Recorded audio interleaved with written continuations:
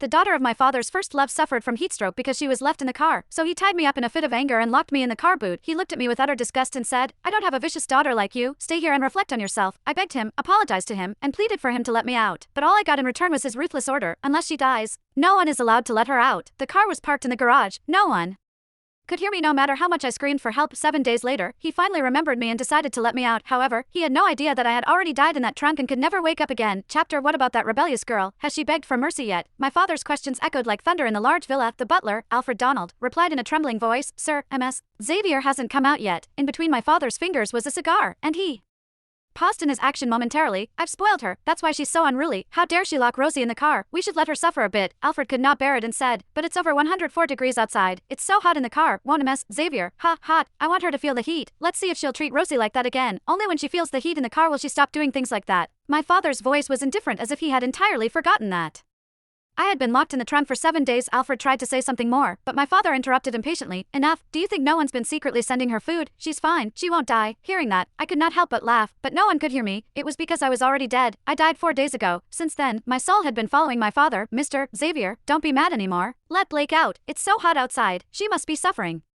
Rosie Sutherland said from upstairs as she emerged from what used to be my room in a pure white nightgown. My father's expression softened instantly, exuding a tenderness I had never seen before. Rosie came downstairs and sat next to him, looking innocent and elegant. "Ignore her. You're just too kind. She locked you in the car and caused you to faint from heatstroke. She deserves some punishment." My father's eyes were icy, as if he were talking about an enemy when he mentioned me. But why was I not his daughter? Alfred went into the villa's kitchen while muttering quietly to himself. Instead of caring for his own daughter, he dotes on someone else's. "Mr. Xavier, you're so kind. If only you were my real father." Rosie sobbed slightly as she leaned on my father's shoulder. My father replied, "Silly girl, I'll be your father if you're willing." "Rosie, you're a grown-up. Why are you still acting like a spoiled child?" a woman said as she appeared. It was Queenie Sutherland, the love of my father's life. Before she showed up, I thought that my mother was the woman my father loved most. However, everything changed after my mother left. To this day, I felt somewhat grateful that my mother passed away due to illness and did not get to see the heartless side of the man she spent her whole life loving. I figured I would see her soon. Even if I got another chance at life, I would never want to be my father's daughter again. "Richard, a small punishment is enough. Blake is still your daughter," Queenie said. The mother and daughter echoed each other, doing everything to appear kind. However, they would not have watched me get locked in that trunk for 7 whole days and nights if they were truly kind. What was even more ironic was that the car was a birthday gift from my father. Now, it had become my final resting place. Chapter: 20 years ago, Queenie broke up with my father and immediately married a wealthy and powerful man per her family's arrangement. Times changed,